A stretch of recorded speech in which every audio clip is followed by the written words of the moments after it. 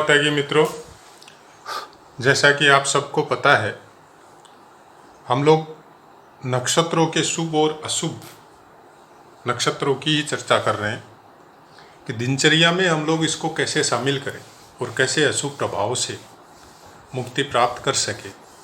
उसी विषय में हम लोग चर्चा कर रहे हैं। आज बात करते हैं रोहिणी नक्षत्र की। स्वामित्व चंद्रमा को दिया हुआ है। वैसे पूरे नक्षत्रों के विषय में ही बहुत ज़्यादा पाठ मेरे दिए हुए हैं। वो भी कारण है कि गोचर को हम लोग कैसे फलीभूत कर सकें और उसको हम लोग अपनी दिनचर्या में कैसे शामिल कर सकें, जिससे गोचर के इफेक्ट, ग्रहों के इफेक्ट, उसमें कुछ कमी प्राप्त हो हम लोगों को और हम लोगों का जीवन एक सही तरीके से चल सके। बिना मतलब का भ्रम, बिना मतलब की तकलीफ, वो सब हम लोगों को प्राप्त नहीं हो। अगर आप सही समय में अपने घर से निकलते हैं और कोई भी काम सही समय में करते हैं तो नक्षत्रों के द्वारा, ग्रहों के द्वारा जो प्रताड़ना मिलती है, अननेसेसरी जो टेंशन मिलती है हम लोगों को, उससे हम लोगों को मुक्ति मिल सकती है। ये मैं पर्सनली नहीं कह रहा, लेकिन हाँ, ज्योतिष के ये नियम नक्षत्रों के द्वारा, तिथियों के द्वारा, सप्तशलाका के द्वारा, जिसका भी पाठ मेरा दिया हुआ है सब, जब हम लोगों ने चल के देखा है, मैंने या मेरे से कनेक्टेड आदमियों ने, तो इसका बहुत अच्छा फल मिलता है। कि कहीं पे कोई प्रॉब्लम हो गई और उसकी वो प्रॉब्लम सोल्व करने के लिए या उस तकलीफ को दूर करने के लिए हमको जाना है और उस समय में हम देखा कि मेरा नक्षत्र मेरा सपोर्ट नहीं कर रहा है या कोई ग्रह मेरा सपोर्ट नहीं कर रहा है, जिस तरह की पीड़ा है उससे कनेक्टेड ग्रह को देखा तो वो मेरा सपोर्ट नहीं कर रहा है, या कोई राहु काल का चक्कर है और गलती से मैं उस समय में चला गया तो मैं उस पीड़ा को बढ़ाने के, कम करने की बजाय मैं बढ़ा के आ गया। तो ऐसा बहुत बार होता है इंसानों के साथ। अगर हम लोग उसी गोचर को अपने फेवर में करें तो फिर दिनचर्या में कुछ बदलाव हम लोगों के लिए बहुत ज़रूरी है। तो चलिए बातें करते हैं रोहिणी नक्षत्र के लिए कौन से नक्षत्र ग्रह शुभ है, कहाँ पे प्लेसमेंट हो तो शुभ है और कहाँ पे प्लेसमेंट नहीं होने चाहिए। फर्स्ट बात करते हैं ग्रहों की। तो ग्रहों को जब आप गोचर में देखते हैं कौन सी राशि पे कौन सा ग्रह चल रहा है, उसके साथ साथ पंचांग द्वारा या ज्योतिष ऐप द्वारा ये भी पता चल जाता है कि वो कौन से नक्षत्र में गोचर कर रहा है। राशि के साथ नक्षत्र भी रहते हैं। एक राशि पे 2.25 नक्षत्र रहती है, मतलब 2 नक्षत्र और तीसरे नक्षत्र का पहला चरण। तो एक राशि में वो 2 नक्षत्रों में, मोटा मोटी 3 नक्षत्रों में गोचर हो सकता है उसका। तो सूर्य की बात करते हैं। सूर्य आपका, अगर आपका जन्म नक्षत्र रोहिणी है तो जो भी कोई अच्छा काम करना हो, कोई भी काम जिससे आपका फायदा हो या भला हो, उस समय आपका सूर्य पूर्वाषाढ़ा में नहीं होना चाहिए। गोचर में आप देख लीजिए, पंचांग के द्वारा भी पता चल जाता है इस बात का। और मंगल भरणी नक्षत्र में नहीं होना चाहिए, बुध मघा नक्षत्र में नहीं होना चाहिए, शुक्र पुष्य नक्षत्र में नहीं होना चाहिए, गुरु उत्तरा भाद्रपद में नहीं होना चाहिए, शनि शतभिषा में नहीं होना चाहिए और राहु और केतु धनिष्ठा नक्षत्र में नहीं होने चाहिए। तो इन चीज़ों का अगर हम लोग थोड़ा सा भी ध्यान रखें तो बहुत कुछ पीड़ा से बचाव हम लोगों का हो जाता है। से कोई ऐसा काम आ गया जिसका बाकी चीज़ सपोर्ट कर रहा है, मुहूर्त सपोर्ट कर रहा है, इधर वाला साइड सपोर्ट कर रहा है, इसका भी मैं बताऊंगा आपको, और यहाँ पे कोई ग्रह सपोर्ट नहीं कर रहा है तो वो बियरेबल है। कारण हर ग्रह से कनेक्टेड जो कार तत्व है, उनका भी पार्ट मैं पोस्ट कर चुका हूँ। उससे कनेक्टेड कोई काम अगर कर रहे हैं आप, कि कोई मांगलिक कार्य, विवाह संबंधी कार्य है, तो शुक्र और मंगल, गुरु को देख लीजिए, वो अगर सपोर्ट कर रहे हैं, मतलब वो आपको पीड़ित नहीं कर रहे हैं, और सूर्य है तो बियरेबल है, कोई टेंशन वाला बात नहीं है। और इसमें भी इतना ध्यान रखना है कि 2 ग्रह अगर पीड़ा दे रहे हैं, मतलब सूर्य और मंगल पूर्वाषाढ़ा और भरणी नक्षत्र पे गोचर कर रहे हैं और आपको कोई काम करना है, तो केवल सूर्य और भरणी नक्षत्र है, सूर्य और मंगल से कनेक्टेड जो कारकत्व है, वो काम आपको नहीं करने, बाकी कर सकते हैं। लेकिन 2 से ज़्यादा, 3 ग्रह पीड़ित है, 4 ग्रह पीड़ित है, तो किसी भी काम को नहीं करना उस समय में। ये चीज़ आपको ध्यान रखना, नॉर्मली नहीं होता है। मतलब 2 से ज़्यादा, बहुत रेयर कोई टाइम में 3 या 4 ग्रह एक ही नक्षत्र के लिए पीड़ित होते हैं, नहीं तो नहीं होते। उस समय में अगर पीड़ित है 3, 4, 5 ग्रह, तो आपको कुछ विशेष अपना ध्यान भी रखना है, कुछ विशेष कोई चीज़ करना भी पड़ सकता है। अब आगे बढ़ते हैं। रोहिणी नक्षत्र में आपका जन्म नक्षत्र रोहिणी है, तो ये नक्षत्र पीड़ित नहीं होने चाहिए किसी भी अशुभ ग्रह के द्वारा। कौन सा? रोहिणी, हस्त, श्रवण, पूर्वा भाद्रपद, उत्तराषाढ़ और मूल। इनको आप विशेष ध्यान रखना पड़ेगा आपको कि रोहिणी, हस्त, श्रवण, पूर्वा भाद्रपद, उत्तराषाढ़ और मूल, इनमें कोई भी क्रूर ग्रह का अगर गोचर हो तो आपको कुछ ध्यान रखना पड़ेगा अपने बारे में। क्यों? रोहिणी, हस्त और श्रवण ये आपके नक्षत्र है खुद के। जैसे रोहिणी चंद्रमा का नक्षत्र है, वैसे ही हस्त और श्रवण भी चंद्रमा के नक्षत्र है। तो इस समय में अगर कोई राहु, शनि या कोई भी ग्रह इस समय में इन नक्षत्रों पे गोचर हो तो विशेष पीड़ा इस समय में इंसान को मिलती। स्वास्थ्य की दृष्टि से हो सकता है, आर्थिक हानि के रूप में हो सकता है, या पारिवारिक दृष्टि से होता है। तो उसका बचाव के लिए आपको नक्षत्र से संबंधित या ग्रह से संबंधित कुछ उपाय या अपनी दिनचर्या में थोड़ा सा बदलाव आपको करना पड़ेगा। खासकर चंद्रमा जो होता है वो मन का कारक और आपके जल तत्व का कारक है। शरीर 70% हिस्सा जल तत्व से ही है, पृथ्वी भी 70% हिस्सा जल तत्व से सम्मिलित है। तो जब रोहिणी नक्षत्र पीड़ित होता है या चंद्रमा का कोई भी नक्षत्र पीड़ित होता है, जो वर्तमान समय में आप लोग देख भी रहे हैं, अगर आपका जन्म रोहिणी नक्षत्र में हुआ है तो वर्तमान समय में आपको तकलीफ मिल भी रही होगी।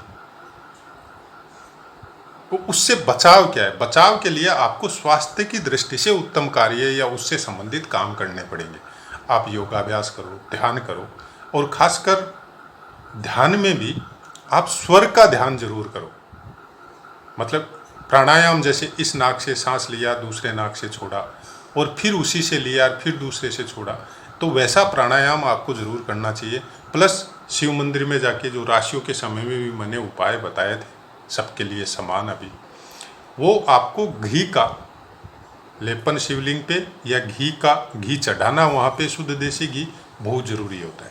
इस समय में रोहिणी नक्षत्र के ऊपर कुछ विशेष पीड़ा चल रही है, इसलिए मैं बता रहा हूँ।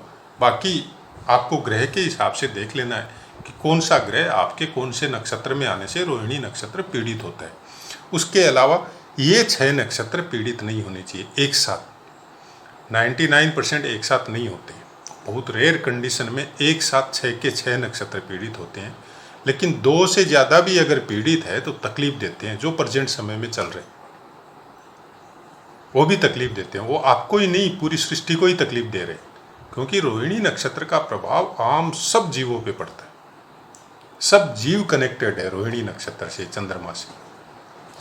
आगे बढ़ते हैं। कौन कौन से नक्षत्र आपके लिए बहुत शुभ है, उनमें किए हुए कार्य आपके सफल होंगे ही होंगे। वो है मृगशिरा, चित्रा, धनिष्ठा, पुनर्वसु, विशाखा, पूर्वा भाद्रपद, अश्लेषा, ज्येष्ठा, रेवती, पूर्वा फाल्गुनी, पूर्वाषाढ़ा, भरणी, कृत्तिका, उत्तरा फाल्गुनी और उत्तराषाढ़ा। ये नक्षत्र आपके लिए शुभ है। डेली नक्षत्र चेंज होते हैं, वैसे ही हर 2-2.5 दिन में चंद्रमा चेंज होता है। तो चंद्रमा के विषय में भी मेरा बताया हुआ है, सब ग्रहों के विषय में बताया हुआ है, कहाँ कहाँ शुभ गोचर होता है। अब मान लीजिए कि आपका सूर्य शुभ गोचर है, लेकिन पूर्वाषाढ़ा नक्षत्र में है, तो वो आपके नक्षत्र को पीड़ित कर रहा है। लेकिन अगर उसका शुभ गोचर है तो फिर उस पीड़ा की मात्रा कम हो जाएगी। इस तरह से समझना पड़ेगा। मतलब किसी एक योग से या टॉपिक से आप उसका पूर्ण फलादेश नहीं कर सकते। ये जो पाठ मैं दे रहा हूँ, ये पाठ दे रहा हूँ केवल दिनचर्या को व्यवस्थित करने के लिए, कि आपको ये पता चले कि आज मेरा दिन कैसा है और मेरे को किस तरह से काम करना है। से आपका ये सब नक्षत्र अगर नेक्स्ट डे या आज चेंज हुआ है, क्योंकि डेली चेंज होता है, अगर मृगशिरा नक्षत्र आज का है और आपको कोई नया अपॉइंटमेंट करना है, कोई अच्छा काम करना है, कोई मांगलिक कार्य करने हैं, या कोई भी जो आपके लिए शुभ काम हो वो करना है, तो आपके लिए अच्छा है मृगशिरा नक्षत्र। लेकिन उस समय में आपको थोड़ा सा हल्का सा ये देखना है कि मृगशिरा नक्षत्र वेद तो नहीं है। वेद अवेद का भी पाठ मेरा दिया हुआ है। वेद मतलब इसको कोई दूसरा नक्षत्र वेद तो नहीं कर रहा है। वेद कैसे करेगा? उसके सामने वाले या अगल बगल के नक्षत्र पे कोई क्रूर ग्रह तो नहीं बैठा हुआ है, तो वो मृगशिरा को वेद कर देगा। तो फिर उस समय में आपको थोड़ा रुकना पड़ेगा, या तो नेक्स्ट जब कोई नक्षत्र आएगा उसको देखना पड़ेगा। तो ऐसी बहुत सी बातें हैं जिनको हम लोग अगर दिनचर्या में शामिल करें तो बहुत फायदा उठा सकते हैं। करना कुछ नहीं है, 5 मिनट का समय लगता है पंचांग में देखने का, या फिर पंचांग नहीं है तो ज्योतिष का कोई ऐप वगैरह से ये सब देखने का 5 मिनट से ज़्यादा का समय नहीं लगता है। अगर इसको अपने दिमाग में सेट हो गया है तो फिर ज़्यादा समय नहीं लगता है। इसका विधि कैसे निकालते हैं, क्या क्या चीज़ है, ये सब मेरा बताया हुआ है। आज मैं डायरेक्ट ही बता रहा हूँ कि ये सब चीज़ का ध्यान रखना है। आपको न विधि का ज़रूरत है न कोई और चीज़ का ज़रूरत है। मैं डायरेक्ट रोहिणी नक्षत्र वालों के लिए पूरा नक्षत्र का सीरीज ला के रख दिया यहाँ पे कि ये नक्षत्र को आपको ध्यान रखना है, ये नक्षत्र आपके लिए अच्छे हैं, ये नक्षत्र आपको इनके ऊपर अगर कोई ग्रह जा रहे हैं तो उसका ध्यान रखना है। उसके बाद में आपको अश्विनी, अभिजीत और स्वाति, इन 3 नक्षत्रों का कुछ विशेष ध्यान रखना है डेली के लिए कि इन 3 नक्षत्रों पे अगर कोई ग्रह गोचर कर रहा है, अशुभ ग्रह मतलब क्रूर ग्रह, जैसे सूर्य है, मंगल है, राहु केतु है, शनि है, इन 3 नक्षत्रों पे अगर गोचर कर रहा है तो उस दिन थोड़ा ख्याल रखें, क्योंकि इन 3 नक्षत्रों पे उनका गोचर से आपका रोहिणी नक्षत्र वेद हो जाएगा। और अगर कोई शुभ ग्रह जैसे बुध है, शुक्र है, गुरु है, चंद्रमा है, उनका अगर गोचर हो रहा है इन नक्षत्रों के साथ तो वो आपके लिए बहुत अच्छा है। मतलब शुभ ग्रहों का वेद आपके लिए फायदेमंद होता है, अशुभ ग्रहों का वेद आपके लिए नुकसानदायक होता है। ये रोज़मर्रा का नियम के हिसाब से कि आपको डेली देखने के लिए ये 3 नक्षत्र का कुछ विशेष ध्यान रखना है। उसके बाद में इन नक्षत्रों को अगर आप 2 दिन, 4 दिन, 5 दिन से भी ध्यान रखें तो कोई खास बात नहीं है। कोई नया काम करना हो तब होल ओवर पूरा का ध्यान रखना है। उसके बाद में आपका मुहूर्त भी है, तिथि भी है, बाकी वेद अवेद है, वो सब चीज़ों का पूरा चीज़ पता करना है। तो उसमें हार्डली अगर आप सब पाठों का अध्ययन कर रहे हैं, सब पाठों को आपने सुना है अच्छा से, तो आपने नोटिंग भी किया होगा अपने बारे में। केवल अपने बारे में या अपने परिवार के बारे में भी सुन के अगर हम लोग वो चीज़ का नोटिंग कर लें तो बहुत कुछ हम लोग उसके हिसाब से अच्छा फल प्राप्त कर सकते हैं। जैसे मैं हूँ, मेरे बारे में मैंने नोटिंग करके रखा हुआ था शुरू में, जब आज के 20, 25, 30 साल पहले जब ये सब का अभ्यास चालू किया था, देखा था, अभी तो दिमाग में वो फीड हो गई। वैसे ही परिवार में जिनकी भी जन्मपत्री वगैरह देखता हूँ तो उनको कुछ नोट करके मैं दे देता हूँ कि ये चीज़ को आप अपना दैनिक दिनचर्या में शामिल कीजिए, और उसका बहुत अच्छा रिजल्ट मिलता है। बहुत बड़ी विपदाओं से हटके आ जाता है आदमी।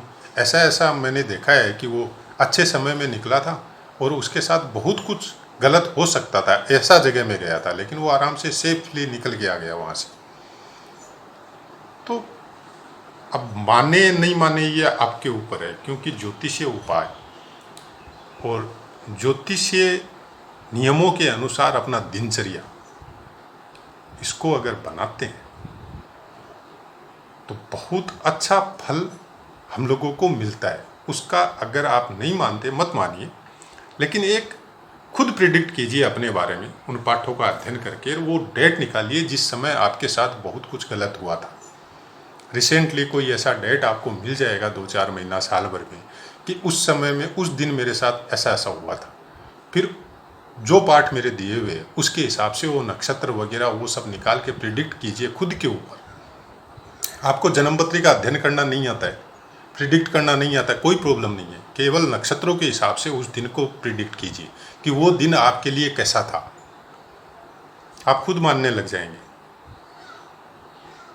आपको खुद को पता चल जाएगा कि सही में ही इन नक्षत्रों के हिसाब से अगर हम लोग अपना जीवन यापन करें तो बहुत कुछ फायदा हम लोगों को प्राप्त हो सकता है।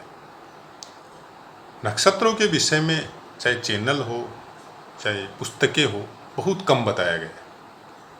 और पता नहीं क्यों कम बताया गया है या क्यों कम बता रहे हैं लोग, ज्ञान की कमी है या बताना नहीं चाहते हैं। लेकिन नक्षत्रों के विषय में मैं इतना बता सकता हूँ कि आपके हर आधा घंटे का प्रिडिक्शन नक्षत्रों से आ सकता है। मतलब यहाँ तक हो जाता है कि गलत समय में इंसान गया हुआ, मेरे रिसेंटली एक अच्छे विद्वान थे, उनके परिवार में ऐसा ही कुछ हुआ था। उन्होंने मना किया था कि तुमको आज कहीं नहीं जाना है, यहीं रहना है। उनके घर में एक मंदिर था बाबा बालाजी का, तो बोला आज तुम सुंदरकांड का पाठ करो, तेरे को जाना कहीं नहीं। वो बोल के उनको कहीं जाना था तो वो चले गए, और पीछे से वो आदमी को कोई बुलाने आया और वो उसके साथ हो लिए, याद रहा नहीं। अब होनी प्रबल है, प्रारब्ध का भोग है। वो मुश्किल से 20-30 मीटर दूर गए थे, उनके साथ बाइक पे एक्सीडेंट हो गया। बाइक जो चला रहा था उसका कुछ नहीं हुआ, लेकिन जो पीछे बैठे थे उनके पैर में निचली साइड में फ्रैक्चर आ गया। तो ऐसा बहुत कुछ पता चल सकता है हम लोग दिनचर्या में अगर इसको शामिल करें। और मेरा तो चैनल चलाने का मकसद ही यही है कि आप पूरा प्रिडिक्शन, भविष्य, फ्यूचर, ये सब को नहीं देख के अगर दिनचर्या को व्यवस्थित कर लें, डेली को व्यवस्थित कर लें, तो फ्यूचर ऑटोमेटिक अच्छा हो जाता है। आपका स्वास्थ्य अच्छा रहेगा, आपका मेंटल प्रिपरेशन अच्छा रहेगा, आपका काम करने का मन करेगा, तो ऑटोमेटिक फ्यूचर ऑटोमेटिक ठीक हो जाता है। ये मेरा अपना पॉइंट ऑफ व्यू है, बाकी आप लोगों की मर्जी है। मेरा तो यही कहना है कि जो भी करना हो थोड़ा सोच समझ के जब हम लोग करते हैं तो थोड़ा इसको भी सोच समझ के देख के करें कि हर चीज़ के विषय में जब इतना रिसर्च करते हैं, कौन सा काम करना है, कौन सा नहीं करना है, कौन सी एजुकेशन में जाना है, कौन सा बिजनेस करना है, तो फिर जब शुरू करते हैं तब इनको भी थोड़ा सा ध्यान में रख लें। कोई विशेष समय तो इनमें जाता नहीं है।